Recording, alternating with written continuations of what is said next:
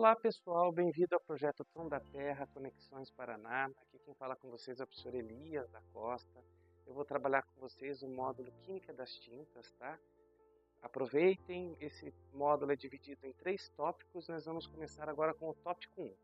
No tópico 1 vocês vão entender o papel dos componentes básicos das tintas, o pigmento, as resinas, também chamadas de veículo, o solvente e os aditivos empregados nas tintas. Para começar então a falar das tintas, vamos dar uma introdução falando sobre o nosso país. O Brasil representa um grande mercado potencial de tintas e correlatas, já que existem grandes possibilidades de crescimento em seu consumo per capita. Historicamente, esse crescimento tem sido superior ao crescimento do PIB per capita brasileiro. Então, o uso de tintas no nosso país, o país continental, é muito grande, E existe uma gama enorme de composições de tintas e tipos de tintas que nós vamos falar aqui para vocês.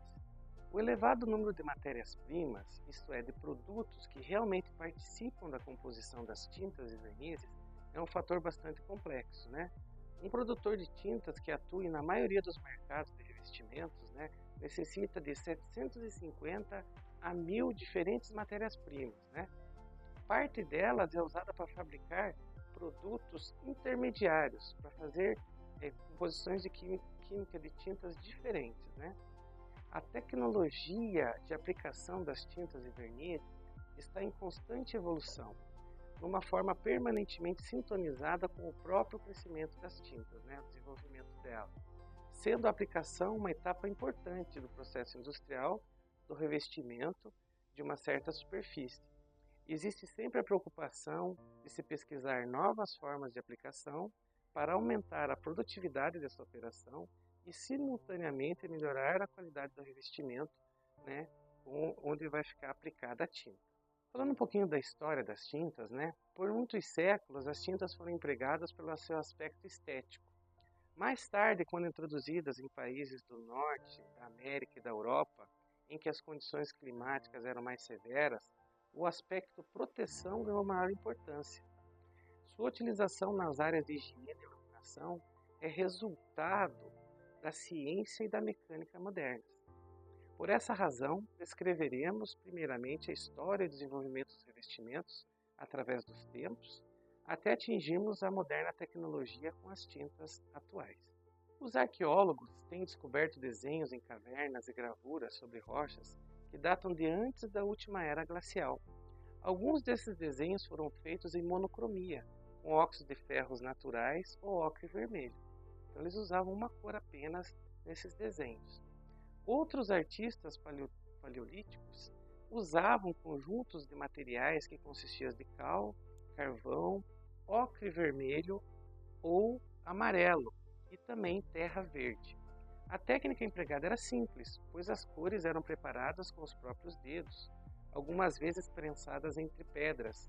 Naturalmente, esses desenhos não possuíam nenhuma durabilidade, a não ser em ambientes favoráveis, Então, alguns desses arqueólogos encontraram esses desenhos em cavernas, E por isso que essas tintas duraram por milhares e milhares de anos até serem encontradas atualmente. O clima seco do Egito não servia como estímulo para o desenvolvimento de revestimentos protetores, exceto para os navios.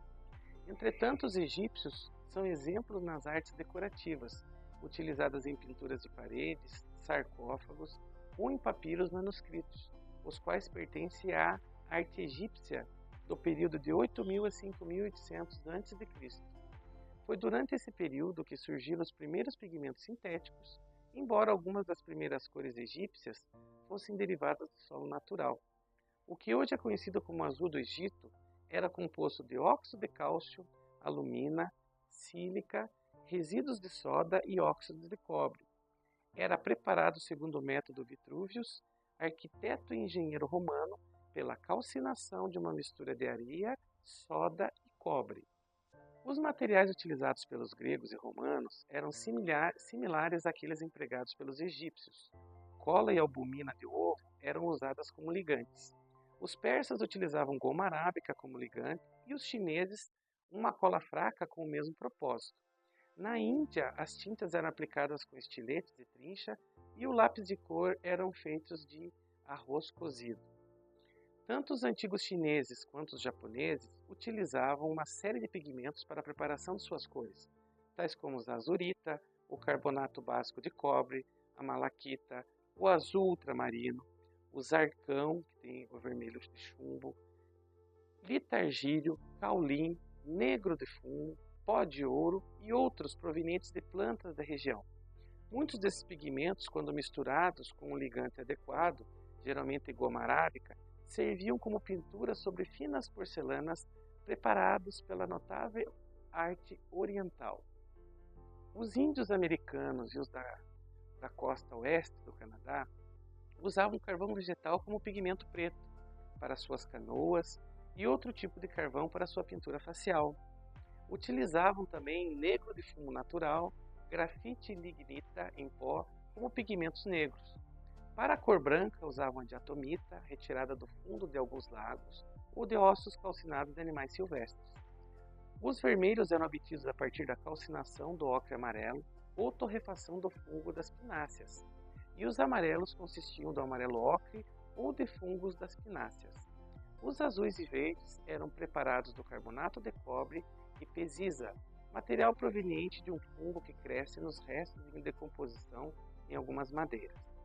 Os ligantes empregados pelos índios eram ovos de salmão, óleo de peixe, a banha de carneiro era usada como ligante para os seus cosméticos.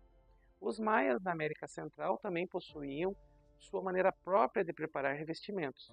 Seus pincéis eram feitos de penas ou de plumagens de pássaros, e nas melhores pinturas eram adicionados ovos de fazão. Muitas dessas pinturas tinham excelente durabilidade. Durante a Revolução Industrial, o desenvolvimento das tintas e dos pigmentos passou por diversas transformações significativas, impulsionadas pelo crescimento da indústria, novas tecnologias e mudanças nas necessidades sociais e econômicas. Aqui estão alguns pontos importantes sobre as tintas durante esse período: expansão da produtividade industrial, desenvolvimento dos pigmentos sintéticos, tintas à base de óleo, inovações tecnológicas e aplicações diversificadas das tintas. Bom, quanto à pintura, a finalidade fundamental de uma pintura é proteger e embelezar edifícios e instalações industriais, além de uma ampla gama de produtos industriais, como automóveis, caminhões, geladeiras, móveis, navios, material ferroviário, etc. A sinalização da estrada, as ruas e aeroportos também constituem exemplos marcantes da utilização de tintas. As tintas aqui referidas são aquelas que podem ser transformadas em revestimentos das mais variadas superfícies. As tintas gráficas não estão englobadas nessa categoria de produtos por apresentarem características e utilização completamente diferentes. Então, quais são os componentes básicos das tintas? Os componentes básicos das tintas variam dependendo do tipo da tinta, como a tinta a óleo, acrílica, látex, etc. Mas, geralmente, elas incluem pigmentos, resinas, solventes ou veículos líquidos, aditivos e cargas. Nós vamos falar sobre esses 5 componentes básicos nesse tópico. Componentes básicos. Pigmentos. São as partículas sólidas finamente divididas que dão cor à tinta. Elas podem ser naturais ou sintéticos e variam em tamanho e propriedades para determinar o acabamento e intensidade da cor. Além dos pigmentos, nós temos as resinas, também conhecidos como veículos ou ligantes. São os componentes que mantêm os pigmentos juntos, aderidos à superfície, após a aplicação da tinta. Elas secam ou curam para formar um filme contínuo e resistente. Solventes. Líquido volátil de baixo ponto de ebulição que diluem a tinta para facilitar a aplicação e evaporam durante o processo de secagem. Em tintas à base de água, esses solventes são predominantemente água, enquanto em tintas a óleo são solventes orgânicos. Além do solvente, nós temos os aditivos. São compostos adicionais que podem ser incluídos para melhorar várias propriedades da tinta, como o tempo da secagem, a resistência à água, a flexibilidade, a resistência a fungos e bactérias, entre outros. E, finalmente, nós temos as cargas. As cargas são os materiais inertes que são adicionados à tinta para modificar suas propriedades físicas e reduzir custos. Exemplos incluem o dióxido de titânio, que é um pigmento branco, né, muito utilizado nas tintas, o talco e sílica. Cada componente desempenha um papel crucial na formulação da tinta, determinando suas características finais de cor, durabilidade, aplicabilidade e acabamento.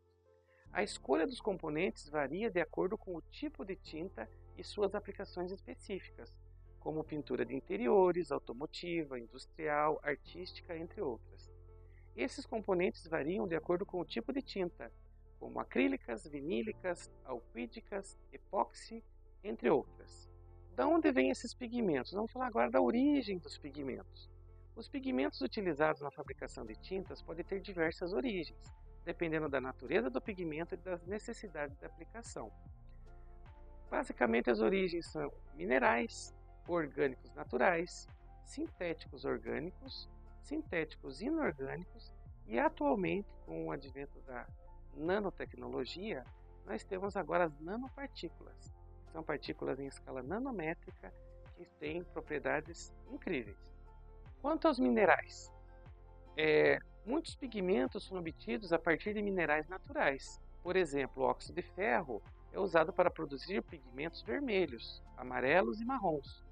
O dióxido de titânio é o pigmento branco amplamente utilizado, derivado do mineral ilmenita. Quanto aos pigmentos orgânicos naturais, eles são derivados de fontes naturais como plantas, insetos e animais.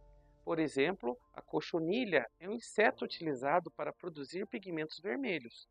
Outros pigmentos orgânicos naturais incluem o índigo, azul, carmim vermelho e verde esmeralda com a coloração verde. Quanto aos pigmentos sintéticos orgânicos, a maioria desses pigmentos modernos, sintetizados pelo homem, é produzida a partir de reações químicas controladas em laboratório.